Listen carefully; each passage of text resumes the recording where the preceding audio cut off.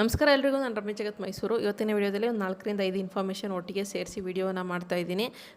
ಫ್ರೀಯಾಗಿ ಸಿಗುವಂಥ 15 kg ಅಕ್ಕಿ ಬಗ್ಗೆ ಇನ್ಫಾರ್ಮೇಷನ್ ಇರುತ್ತೆ, ಜೊತೆಗೆ ಒಂದೆರಡು ಜಾಬ್ ಮಾಹಿತಿ ಇರುತ್ತೆ, ಅಂದರೆ ಪಾರ್ಟ್ ಟೈಮ್ ಜಾಬ್ ಮಾಹಿತಿ ಕೂಡ ಇರುತ್ತೆ. ಜೊತೆಗೆ ಮನೆಯಲ್ಲೇ ಕೂತ್ಕೊಂಡು ಓದಬೇಕು, ಎಜುಕೇಷನ್ ಕಂಪ್ಲೀಟ್ ಮಾಡ್ಕೋಬೇಕು ಅನ್ನೋರಿಗೊಂದು ಅವಕಾಶ ಇದೆ. ಜೊತೆಗೆ ಒಂದೆರಡು ಜಾಗೃತಿ ಮೂಡಿಸುವಂಥ ಸಣ್ಣ ಸಣ್ಣ ಇನ್ಫಾರ್ಮೇಷನ್ ಇರುತ್ತೆ. ಸಂಪೂರ್ಣವಾಗಿ ವಿಡಿಯೋನ ದಯವಿಟ್ಟು ನೋಡಿ ಅಂತ ಕೇಳ್ಕೊತೀನಿ. ಇನ್ನು ಮೊದಲನೇದಾಗಿ ಉಚಿತವಾಗಿ 15 kg ಅಕ್ಕಿ ಸಿಗ್ತಾಯಿದೆ. ಇದು ಬಂದು ಅನ್ನಭಾಗ್ಯ ಯೋಜನೆಯಡಿಯಲ್ಲಿ ಏನು ಹಣವನ್ನು ಕೊಡ್ತಾಯಿದ್ರು, ಅದು ಫೆಬ್ರವರಿ ತಿಂಗಳಿಂದ ನಿಲ್ಲಿಸಿದ್ರು. ಹಣವನ್ನು ಕೊಡ್ತಾ ಇರಲಿಲ್ಲ. ಹಣದ ಬದಲಾಗಿ 5 kg ಅಕ್ಕಿ ಎಕ್ಸ್ಟ್ರಾ, ಅಂದರೆ ಪ್ರತಿಯೊಬ್ಬ ವ್ಯಕ್ತಿಗೂ 10 kg ಅಕ್ಕಿಯನ್ನು ಕೊಡಬೇಕು ಅನ್ನುವಂತಹ ನಿರ್ಧಾರ ಆಗಿತ್ತು. ಸೊ 5 kg ಅಕ್ಕಿ ಬಂದು ಕೇಂದ್ರ ಸರ್ಕಾರದ್ದು, ಇನ್ನು 5 kg ಅಕ್ಕಿ ಬಂದು ನಮ್ಮ ಒಂದು ರಾಜ್ಯ ಸರ್ಕಾರದ್ದು. ಬಟ್ 5 kg ಅಕ್ಕಿ ಬದಲಾಗಿ ರಾಜ್ಯ ಸರ್ಕಾರದ ಕಡೆಯಿಂದ ಪ್ರತಿಯೊಬ್ಬ ವ್ಯಕ್ತಿಗೆ ಹಣವನ್ನು ಕೊಡ್ತಾ ಇದ್ರಲ್ಲ, ಈಗ ಹಣವನ್ನು ಸಂಪೂರ್ಣವಾಗಿ ನಿಲ್ಲಿಸಿದ್ದಾರೆ. ಸೊ ಈ ಮಾರ್ಚ್ ತಿಂಗಳಿಂದ, ಅಂದರೆ ಫೆಬ್ರವರಿಯಿಂದನೇ ಕೊಡಬೇಕಾಗಿತ್ತು, ಆದರೆ ಅಂತಿಮ ನಿರ್ಧಾರ ತಗೊಳ್ಳೋದು ಲೇಟ್ ಆಯಿತು. ಆ ಕಾರಣಕ್ಕೋಸ್ಕರ ಫೆಬ್ರವರಿಯಲ್ಲಿ ಅದು ಜಾರಿಗೆ ಬರಲಿಲ್ಲ. ಮಾರ್ಚ್ ತಿಂಗಳು ಏನು ಶುರುವಿನಲ್ಲಿ ರೇಷನನ್ನು ತಗೋತಿರೋ ಆಗ ನಿಮಗೆ 15 kg ಅಕ್ಕಿಯನ್ನು ಕೊಡ್ತಾ ಇದ್ದಾರೆ. ಅಂದರೆ ಮಾರ್ಚ್ ತಿಂಗಳದು 10 kg ಅಕ್ಕಿ, ಜೊತೆಗೆ ಹಿಂದಿನದು ಫೆಬ್ರವರಿ ತಿಂಗಳದು 5 kg ಅಕ್ಕಿ ಸೇರಿಸಿ ನಿಮಗೆ 15 kg ಅಕ್ಕಿಯನ್ನು ಕೊಡ್ತಾ ಇದ್ದಾರೆ. ಆದರೆ ಒಂದು ವಿಚಾರ, ಅಕ್ಕಿಯನ್ನು ತಗೊಳ್ಳೋವಂಥವ್ರು ಸಾಮಾನ್ಯವಾಗಿ ಕೆಲವರು, ನಾನು ಹೇಳ್ತಾ ಇರೋದು ಎಲ್ಲರೂ ಅಲ್ಲ, ಇದರಿಂದ ಬಹಳ ಬಡವರಿಗೆ, ಕೆಳ ಮಧ್ಯಮ ವರ್ಗದವರಿಗೆ, ಮಧ್ಯಮ ವರ್ಗದವರಿಗೆ ಎಲ್ರಿಗೂ ಕೂಡ ನೆರವಾಗಿದೆ. ಆದರೂ ಕೂಡ ಕೆಲವರು ಈ ರೇಷನ್ ಅಕ್ಕಿಯನ್ನು ತೊಗೊಂಡು ಏನು ಮಾಡ್ತಾರೆ, ಅಂಗಡಿಗಳಿಗೆ ಮಾರ್ಕೊಂಡ್ಬಿಡ್ತಾರೆ, ಅಥವಾ ಬೇರೆಯವ್ರಿಗೆ APL ಕಾರ್ಡ್ ಇರೋವಂಥವ್ರಿಗೆ ಮಾರ್ಕೊಂಡ್ಬಿಡ್ತಾರೆ. ಈ ಒಂದು ಅಕ್ಕಿಯನ್ನು ದೋಸೆ ಇಡ್ಲಿ ಮಾಡಲಿಕ್ಕೆ ಯೂಸ್ ಮಾಡ್ಕೋತಾರಲ್ಲ, ಆ ರೀತಿ ಎಲ್ಲ ಮಾಡುವಂತಹ ಅಭ್ಯಾಸಗಳು ಖಂಡಿತವಾಗ್ಲೂ ಇದೆ. ನಾನು ಕೂಡ ನೋಡಿದ್ದೀನಿ, ಆ ಕಾರಣಕ್ಕೋಸ್ಕರ ಹೇಳ್ತಾ ಇದ್ದೀನಿ. ಆ ರೀತಿ ಇನ್ನು ಮುಂದೆ ಮಾಡೋಕ್ಕೆ ಹೋಗಬೇಡಿ. ಕಾಳಸಂತೆಯಲ್ಲಿ ಮಾರಿದ್ರೆ ಅಂಥವರ ಕಾರ್ಡನ್ನು ರದ್ದು ಮಾಡ್ತಾ ಇದ್ದಾರೆ. ಅದೇನಾದರೂ ಗೊತ್ತಾದರೆ ಸಿಕ್ಕಾಕೊಂಡ್ರೆ ಹೇಳ್ತಾ ಇದ್ದೀನಿ, ಅದಕ್ಕೆ ದಯವಿಟ್ಟು ಅದು ಮಾಡೋಕ್ಕೆ ಹೋಗಬೇಡಿ. ಸೊ ಅದನ್ನು ಬಳಸ್ಕೊಳ್ಳಿ, ನೀವೇ ಬಳಸ್ಕೊಳ್ಳಿ, ಯಾರೆಲ್ಲ ರೇಷನ್ ತಗೋತೀರೋ. ನಾನು ಆ ಥರ ಮಾಡೋರ್ಗೆ ಮಾತ್ರ ಹೇಳ್ತಾ ಇರೋದು. ಬಟ್ ನಮಗೆ ರೇಷನ್ ಮಾಮೂಲಿ ಅನ್ನಕ್ಕೋಸ್ಕರನೇ ಅದು ತಗೋತಾ ಇದ್ದೀವಿ ಅನ್ನೋರು ಕೋಟ್ಯಾಂತರ ಜನ ಇದ್ದಾರೆ. ಬಟ್ ನಾನು ಹೇಳ್ತಾ ಇರೋದು ಜಸ್ಟ್ ಆ ರೀತಿ ಯಾರಾದರೂ ಬೇರೆ ಮಾರ್ಕೊಳ್ಳೋ ಅಂಥವ್ರು ಇದ್ದರೆ ದಯವಿಟ್ಟು ಹತ್ರ ಮಾಡ್ಕೊಳ್ಳೋಕೆ ಹೋಗ್ಬಿಡಿ. ನಿಮ್ಮ ಮನೆಗಳಿಗೆ ಅದನ್ನು ಯೂಸ್ ಮಾಡ್ಕೊಳ್ಳಿ ಅಂತ ಹೇಳ್ತೀನಿ. ಜೊತೆಗೆ ರೇಷನ್ ಅಂಗಡಿಯಲ್ಲಿ ಏನಾದರೂ 15 kg ಅಕ್ಕಿ ಕೊಟ್ಟಿಲ್ಲ ಅಂತ ಅಂದರೆ, ಜೊತೆಗೆ ಏನಾದರೂ ರೇಷನ್ ಕುರಿತಾಗಿ ಏನಾದರೂ ಕಂಪ್ಲೇಂಟ್ ಇದ್ದರೆ, ರೇಷನ್ ಅಂಗಡಿ ಕುರಿತಾಗಿ ಏನಾದರೂ ಕಂಪ್ಲೇಂಟ್ ಇದ್ದರೆ, ಅದಕ್ಕೆ ಅಂತ ಒಂದು ನಂಬರನ್ನು ಕೂಡ ಕೊಟ್ಟಿದ್ದಾರೆ, 1967 1967. ಈ ಒಂದು ನಂಬರ್ಗೆ ಕಾಲ್ ಮಾಡಿ ನೀವು ಕಂಪ್ಲೇಂಟನ್ನು ಕೊಡ್ಬೋದಾಗಿದೆ. ಇದಿಷ್ಟು ಅನ್ನಭಾಗ್ಯ ಯೋಜನೆಯಡಿಯಲ್ಲಿ 15 kg ಅಕ್ಕಿ, ಅಂದರೆ 10 kg ಅಕ್ಕಿ ಯಾವಾಗ ಕೊಡ್ತಾರೆ ಅಂತ ಒಂದಿಷ್ಟು ಜನ ಕಮೆಂಟ್ ಮಾಡಿದರು. ಅದಕ್ಕೋಸ್ಕರ ಈ ಒಂದು ಮಾಹಿತಿಯನ್ನು ಕೊಡ್ತಾ ಇದ್ದೀನಿ. ಮಾರ್ಚ್ 1ನೇ ತಾರೀಕಿಂದ ನಿಮಗೆ 15 kg ಅಕ್ಕಿ ಸಿಗ್ತಾ ಹೋಗುತ್ತೆ. 2 ತಿಂಗಳು 15 kg ಕೊಡ್ತಾರೆ. ನಂತರದಲ್ಲಿ ನಿಮಗೆ 10 kg ಅಕ್ಕಿಯನ್ನು ಕೊಡ್ತಾ ಹೋಗ್ತಾರೆ. ಇನ್ನು ಎರಡನೇ ವಿಚಾರ ಬಂದು, ಮೆಟ್ರೋದಲ್ಲಿ ಜಾಬನ್ನು ಕಾಲ್ ಮಾಡಿದ್ದಾರೆ. ಆ ಒಂದು ಇನ್ಫಾರ್ಮೇಷನನ್ನು ತಿಳಿಸ್ಬಿಡ್ತೀನಿ. ಮೆಟ್ರೋದಲ್ಲಿ ಇದೊಂದು ಗುತ್ತಿಗೆ ಆಧಾರದಲ್ಲಿ ತಗೊಳ್ಳೋವಂಥದ್ದು ಟೆಂಪ್ರವರಿ ಜಾಬ್. ಅಂದರೆ 5 ವರ್ಷದ ಲೆಕ್ಕದಲ್ಲಿ ತಗೋತಾರೆ ಕೆಲಸಕ್ಕೆ. 5 ವರ್ಷಗಳಲ್ಲಿ ನಿಮ್ಮ ಒಂದು ಚೆನ್ನಾಗಿ ಕೆಲಸ ಮಾಡಿದರೆ ಅದನ್ನು ಎಕ್ಸ್ಟೆಂಡ್ ಕೂಡ ಮಾಡ್ತಾರೆ. ಬಟ್ 5 ವರ್ಷಕ್ಕೆ ಅಂತ ಅಂದ್ಬಿಟ್ಟು ಈ ಒಂದು ಜಾಬ್ ತಗೋತಾ ಇದ್ದಾರೆ. ಇದು ಬಂದು ಬೆಂಗಳೂರಿನ ಮೆಟ್ರೋ ರೈಲು ಏನಿದೆ, ಮೆಟ್ರೋದಲ್ಲಿ BMRCL ಕಾರ್ಯಾಚರಣೆ ಮತ್ತು ನಿರ್ವಹಣೆ ವಿಭಾಗದಲ್ಲಿ 5 ವರ್ಷಗಳ ಟೈಮಿಗೆ ಗುತ್ತಿಗೆ ಆಧಾರದ ಮೇಲೆ, ಜೊತೆಗೆ ಅದನ್ನು ವಿಸ್ತರಣೆ ಕೂಡ ಮಾಡಬಹುದು. ಆ ಒಂದು ಆಧಾರದಲ್ಲಿ ಒಂದಷ್ಟು ಹುದ್ದೆಗಳನ್ನು ಭರ್ತಿ ಮಾಡೋದಕ್ಕೆ ನೇಮಕವನ್ನು ಹೊರಡಿಸಿದ್ದಾರೆ. ಡೀಟೇಲ್ಸ್ ಕೊಡ್ತೀನಿ. ಯಾವ ಒಂದು ಜಾಬ್ ಅಂದರೆ ಟ್ರೈನ್ ಆಪರೇಟರ್, TO ಅನ್ನುವಂತಹ ಜಾಬ್. ಟ್ರೈನ್ ಆಪರೇಟರ್ ಏನಿರುತ್ತೆ ಆ ಒಂದು ಜಾಬ್ಗೆ ಟೋಟಲ್ ಜಾಬ್ಸ್ ಬಂದು 50 ಜಾಬ್ಸ್ ಇದೆ. ಸಂಬಳ ಬಂದು 82,660 ರೂಪಾಯಿವರೆಗೆ ಸಂಬಳ ಇದೆ. ಸೊ ಇದರ ಜೊತೆಗೆ ಪ್ರತಿ ವರ್ಷ 3%, ಅಂದರೆ 3% ವೇತನ ಹೆಚ್ಚಳ ಕೂಡ ಆಗ್ತಾ ಹೋಗುತ್ತೆ. ಇದರ ಜೊತೆಗೆ ಇತರ ಭತ್ಯೆಗಳು ಕೂಡ ಇದೆ. ಏನು ಸಂಬಳ ಕೊಡ್ತಾರೆ ಅದ್ರ ಜೊತೆಗೆ ಇತರ ಭತ್ಯೆಗಳನ್ನು ಕೂಡ ಸೇರಿಸಿ ಕೊಡ್ತಾರೆ. ಅವಧಿ ಬಂದು 5 ವರ್ಷ. ಫಸ್ಟು 5 ವರ್ಷಕ್ಕೆ ನೇಮಕ ಮಾಡ್ಕೋತಾರೆ. ನಿಮ್ಮ ಒಂದು ಕಾರ್ಯಕ್ಷಮತೆಯನ್ನು ನೋಡಿ ಅದನ್ನು ವಿಸ್ತರಣೆ ಕೂಡ ಮಾಡ್ಬೋದಾಗಿದೆ. ಸೊ ಏನು ಅರ್ಹತೆಗಳಿರಬೇಕು ಅಂತಂದರೆ, ಟ್ರೈನ್ ಆಪರೇಟರ್ ಜಾಬ್ಗೆ ಡಿಪ್ಲೊಮೊ ಮಾಡಿರಬೇಕಾಗಿರುತ್ತೆ. ಯಾವ್ಯಾವ ಬ್ರ್ಯಾಂಚ್ ಅಂತಂದರೆ ಎಲೆಕ್ಟ್ರಿಕಲ್ ಇಂಜಿನಿಯರಿಂಗ್ ಆಗಿರ್ಬೋದು, ಎಲೆಕ್ಟ್ರಿಕಲ್ ಆ್ಯಂಡ್ ಎಲೆಕ್ಟ್ರಾನಿಕ್ಸ್ ಇಂಜಿನಿಯರ್ ಆಗಿರ್ಬೋದು, ಟೆಲಿಕಮ್ಯುನಿಕೇಷನ್ಸ್ ಇಂಜಿನಿಯರಿಂಗ್ ಆಗಿರ್ಬೋದು, ಎಲೆಕ್ಟ್ರಾನಿಕ್ಸ್ ಆ್ಯಂಡ್ ಕಮ್ಯುನಿಕೇಷನ್ ಇಂಜಿನಿಯರಿಂಗ್ ಆಗಿರ್ಬೋದು, ಎಲೆಕ್ಟ್ರಿಕಲ್ ಪವರ್ ಸಿಸ್ಟಮ್ ಆಗಿರ್ಬೋದು, ಇಂಡಸ್ಟ್ರಿಯಲ್ ಎಲೆಕ್ಟ್ರಾನಿಕ್ಸ್ ಆಗಿರ್ಬೋದು, ಅಥವಾ ಮೆಕ್ಯಾನಿಕಲ್ ಇಂಜಿನಿಯರಿಂಗ್ ಆಗಿರ್ಬೋದು. ಇದರಲ್ಲಿ ಡಿಪ್ಲೊಮೊ ಮಾಡಿರುವಂಥವ್ರಿಗೆ ಈ ಒಂದು ಜಾಬ್ಗೆ ಅಪ್ಲೈ ಮಾಡ್ಬೋದಾಗಿದೆ. ಸೊ 38 ವರ್ಷ ಮೀರಿರಬಾರ್ದು. ಏಜ್ ಬಂದು 38 ವರ್ಷ ಮೀರಿರಬಾರ್ದು. ಇನ್ನು ಈ ಒಂದು ಜಾಬ್ಗೆ ಅರ್ಜಿಯನ್ನು ಸಲ್ಲಿಸೋದಕ್ಕೆ 4ನೇ ತಾರೀಕು 4ನೇ ತಿಂಗಳು 2025 ಲಾಸ್ಟ್ ಡೇಟ್ ಆಗಿರುತ್ತೆ. ಸೊ ಇದನ್ನು ಪ್ರಿಂಟೌಟ್ ಪ್ರಿಂಟ್ಗಳನ್ನು ಪಡೆದು ಅರ್ಜಿಯನ್ನು ಹಾಕಿದ್ಮೇಲೆ ಪ್ರಿಂಟೌಟ್ಗಳನ್ನು ಕೊಡಬೇಕಾಗುತ್ತೆ. ಇದಕ್ಕೆ ಲಾಸ್ಟ್ ಡೇಟ್ ಬಂದು 9ನೇ ತಾರೀಕು 4ನೇ ತಿಂಗಳು 2025 ಆಗಿರುತ್ತೆ. ಅರ್ಜಿ ಸಲ್ಲಿಸಬೇಕಾಗಿರೋದು ಬಂದು ಡಿಸ್ಕ್ರಿಪ್ಷನಲ್ಲಿ ನಾನು ಮೆಟ್ರೋದೊಂದು ಅಫಿಷಿಯಲ್ ವೆಬ್ಸೈಟನ್ನು ಕೊಡ್ತೀನಿ. ಅದರಲ್ಲಿ ಹೋಗ್ಬಿಟ್ಟು ನೀವು ಅಫಿಷಿಯಲ್ ನೋಟಿಫಿಕೇಷನನ್ನು ಡೌನ್ಲೋಡ್ ಮಾಡಿಕೊಂಡು ನೋಟಿಫಿಕೇಷನನ್ನು 2ರಿಂದ 3 ಸತಿ ಓದಿ ಇನ್ನು ನೀಟಾಗಿ ಡೀಟೇಲ್ಸ್ ಎಲ್ಲ ಇರುತ್ತೆ. ಜೊತೆಗೆ ಅಪ್ಲೈ ಆನ್ಲೈನ್ ಕೊಟ್ಟು ನೀವು ಅರ್ಜಿಯನ್ನು ಸಲ್ಲಿಸ್ಬೋದಾಗಿದೆ.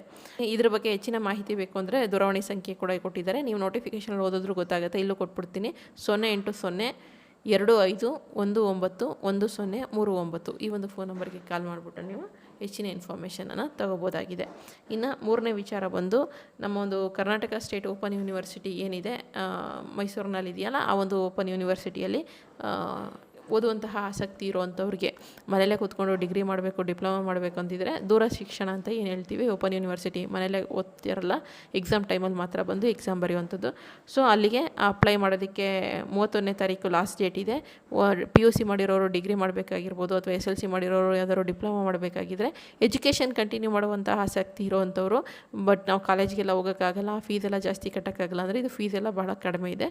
ಸೊ ಆಸಕ್ತಿ ಇರೋರು, ಡಿಪ್ಲೊಮಾ ಮಾಡ್ಬೇಕು ಅಂದ್ಕೊಂಡಿರೋರು, ಡಿಗ್ರಿ ಮಾಡ್ಬೇಕು ಅಂದ್ಕೊಂಡಿರೋರು, ಪೋಸ್ಟ್ ಗ್ರ್ಯಾಜುಯೇಷನ್ ಮಾಡ್ಬೇಕು ಅಂದ್ಕೊಂಡಿರೋರು ಎಲ್ಲರೂ ಕೂಡ ಈ ಒಂದು ಓಪನ್ ಯೂನಿವರ್ಸಿಟಿಲಿ ನೀವು ಓದ್ಕೊಬೋದಾಗಿದೆ.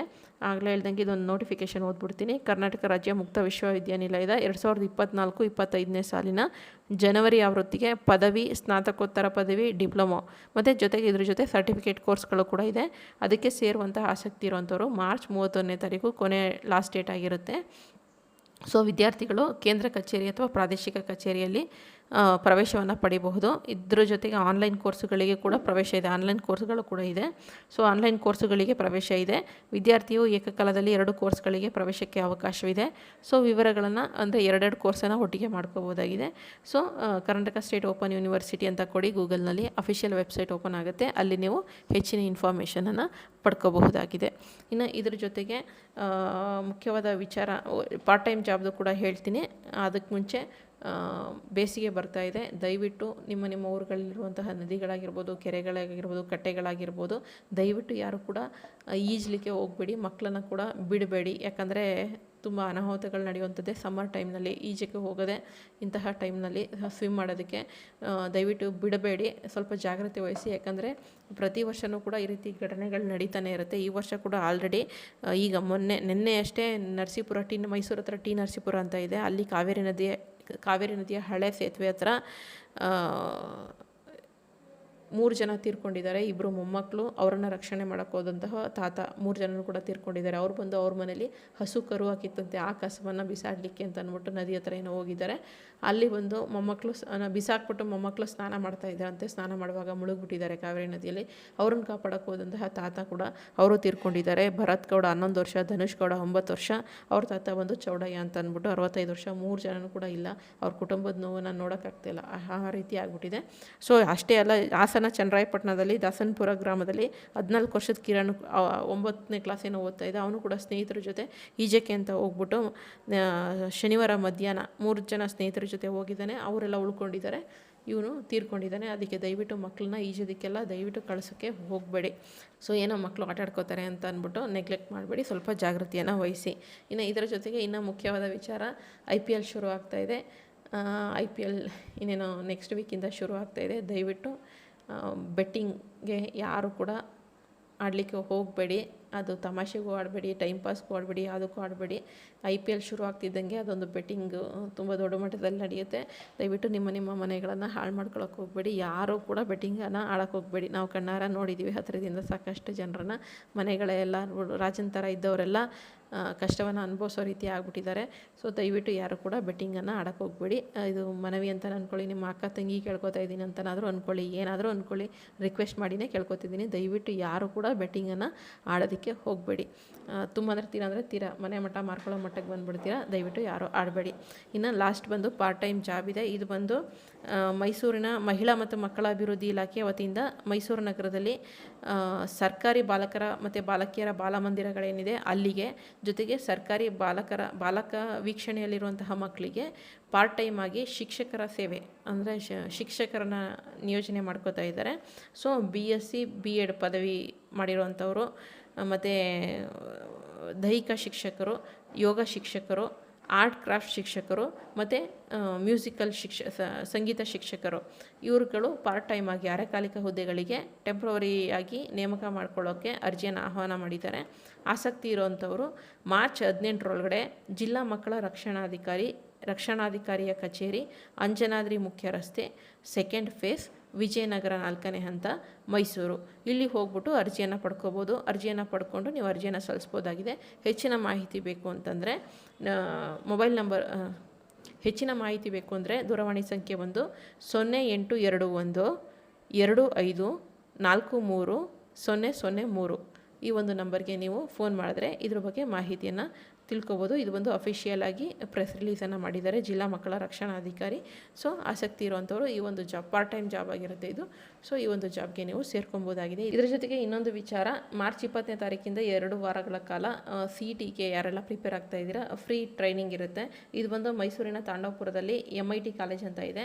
ಅಲ್ಲಿ ಮಾರ್ಚ್ 20ರಿಂದ 2 ವಾರಗಳ ಕಾಲ ಉಚಿತವಾಗಿ CET ಪರೀಕ್ಷಾ ತರಬೇತಿಯನ್ನು ಕೊಡ್ತಾರೆ. ಸೊ ಆಸಕ್ತಿ ಇರೋವಂಥವ್ರು ನೀವು CET ಕೋಚಿಂಗನ್ನು ತಗೋಬೇಕು ಅಂತಿರೋರು ಅಲ್ಲಿ ಕಾಂಟ್ಯಾಕ್ಟನ್ನು ಮಾಡ್ಬೋದಾಗಿದೆ. ಕಾಂಟ್ಯಾಕ್ಟ್ ನಂಬರ್ ಬಂದು 8310854887.